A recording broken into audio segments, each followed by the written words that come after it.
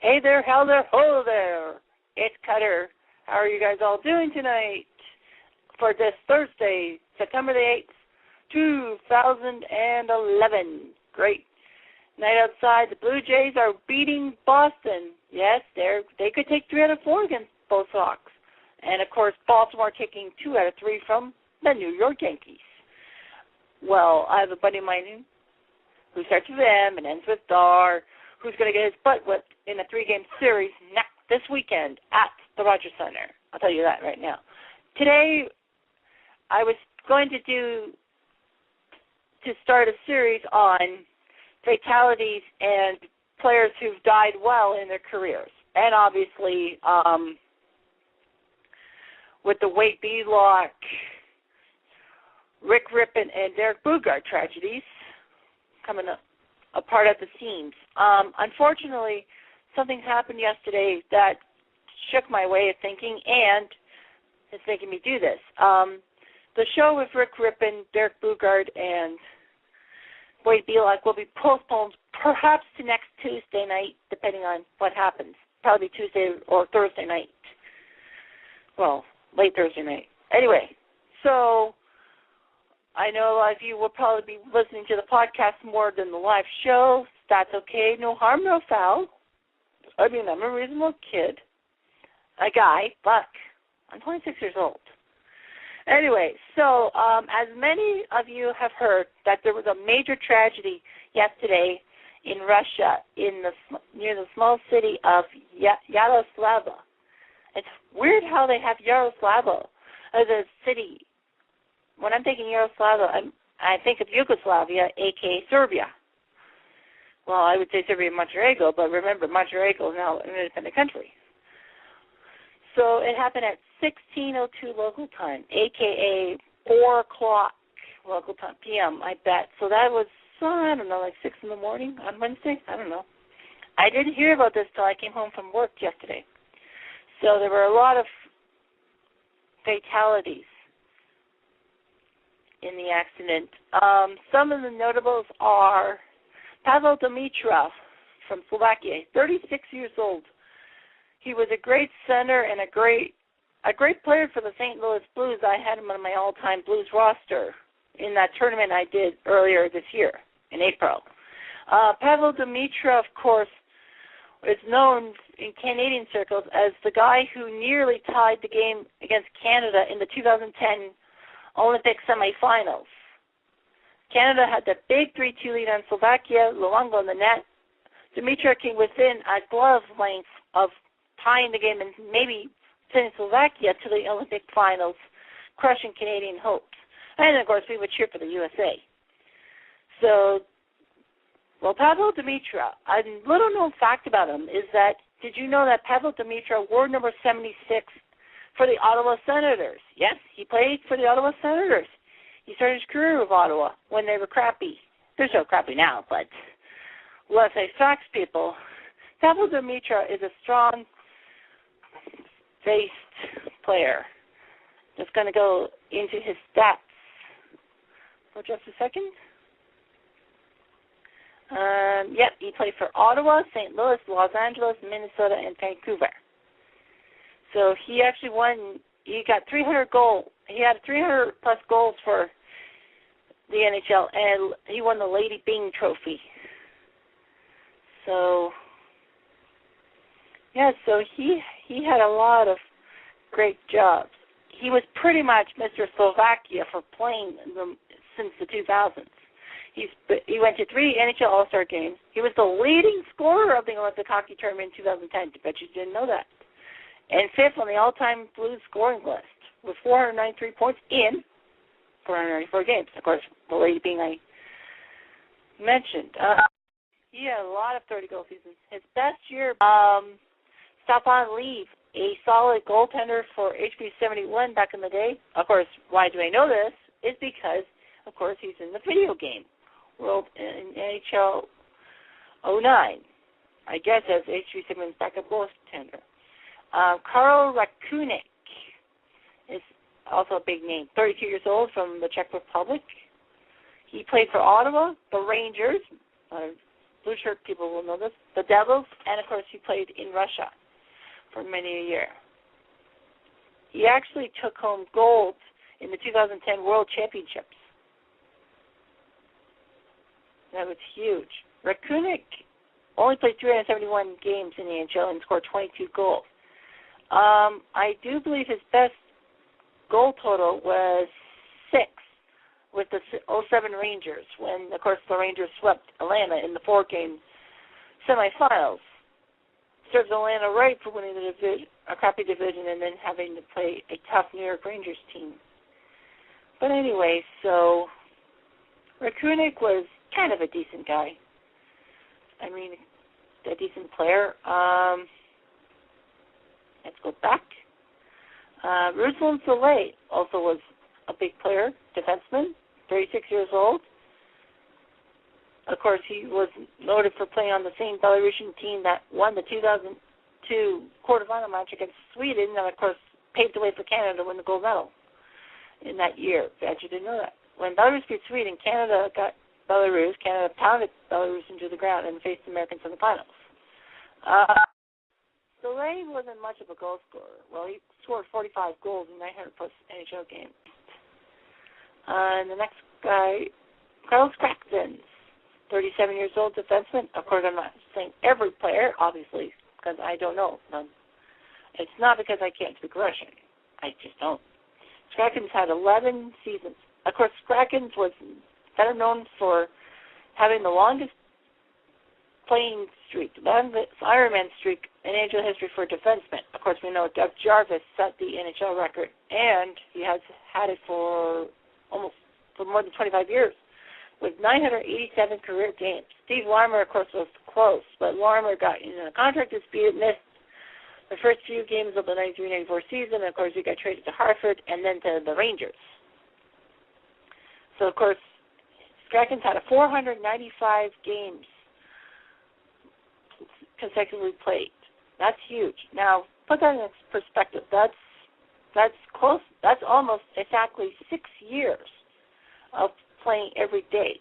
Well, if you go 82 times 6, that's 492, and then you have 3 left over. That's pretty amazing. And you don't miss a game at all. That's huge. Of course, Krakens is Mr. Latvia for the team, of course, playing with Arthur Urban of such. He played 832 career games in the NHL, scored 32 goals. His best goal total, I do think, was 5, both the 04 Avalanche and the 2000 Nashville Predators. I guess he was a member of the original Nashville Predators. Yeah, well, actually, he was one of the first, in the first draft that the team actually played in. The 9th round of the 98 draft, 230th pick, that's pretty amazing. So Krakens went down. Not nice, but, you never know. Who else? Oh, Josef Vasicek also got hurt. Of course, Vasicek played for Carolina, Nashville, and his last NHL team was the Cupcakes, a.k.a. the New York Islanders. Strange fact is that Vasicek is related by marriage to current Sabres left-winger in Austria, Thomas Vanek. Vanek's brother is married to Vasicek's sister. Did not know that. Thank God for Wikipedia. And yes, it's true. So Vasicek had some good years. He played 460 NHL games. He got 77 goals. His best total was for the Carolina Hurricanes in 04. Yes, he did go to the Stanley Cup Finals as a member of the Carolina Hurricanes in 2002. Of course, they got defeated by Detroit. They shouldn't have been there in the first place. If Montreal didn't fall flat in the Miracle at Molson, or Toronto, for that matter. I mean, the Leafs should have had Carolina. Even if the Leafs lost the Stanley Cup Final, hey, at least we made the final. Still haunts me to this day. One of many Leaf failures to this day. So yeah, I know there were more people, but that was the current players. They're exclusively playing for the Leafs, and now you have one person who played for both Rangers and Leafs. Of course, if you realize that, of course, I'm a member of Blue Shirt Underground. Anyway, he played for the Rangers, Leafs, then the Blackhawks, Islanders, and Panthers. In fact, he was one of the first 4 Russian players to have their names on the Stanley Cup.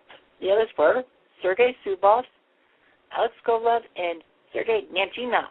Bet you Ranger fans would have known that off the top of their head. Anyway,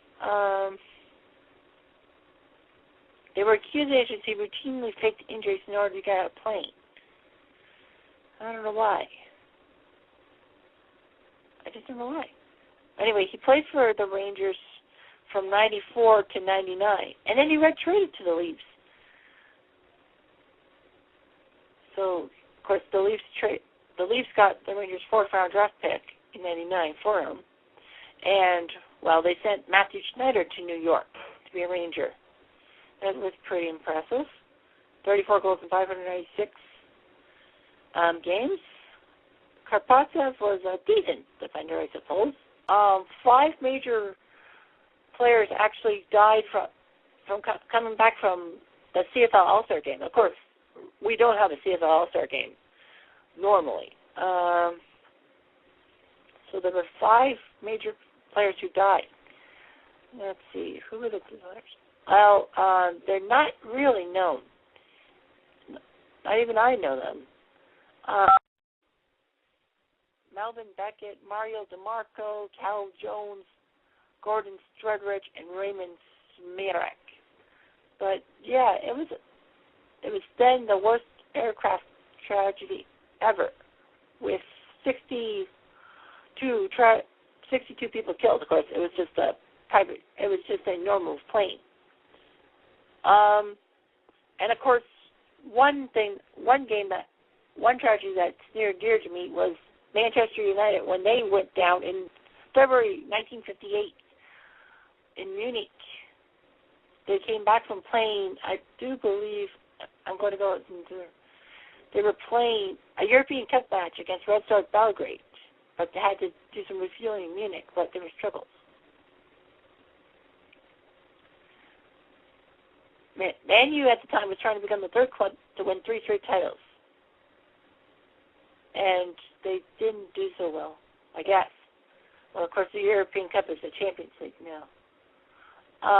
Fatalities, Jeff Bent, he was a good guy. Roger Byrne, Duncan Edwards, he survived the crash but died 2 weeks later. David Pegg, Tommy Taylor, and Billy Whalen. Of course, there were survivors, though.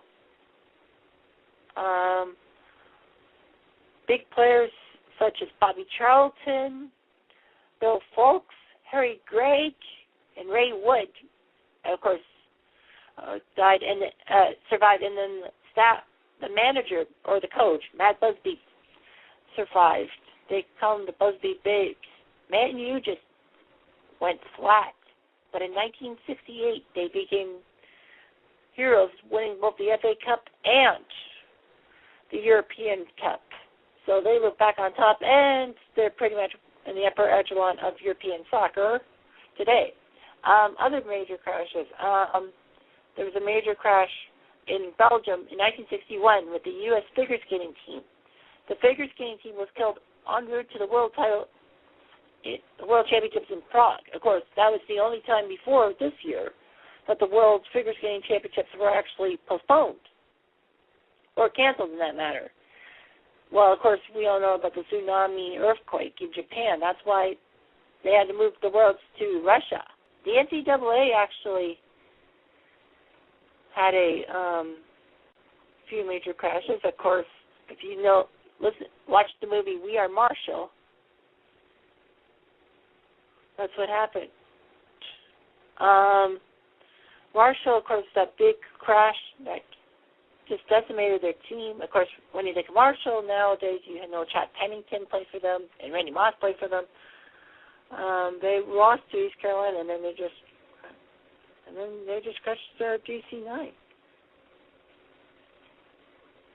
It almost led to the discontinuation of Marshall's football program, but they actually rallied their group, rallied their community around this. of course, the next year after they crashed in 1970, they won 2 games against Xavier and Bowling Green. They weren't really that good, but it took them years. Of course, the last major tragedy was 1993 when Zambia's football team, who were close to qualifying for the 1994 title, the World Cup in the States, it just crashed. They were so close. But Zambia's captain was in Holland playing for his club team. So that was a huge thing. Zambia nearly qualified after the crash for the world title.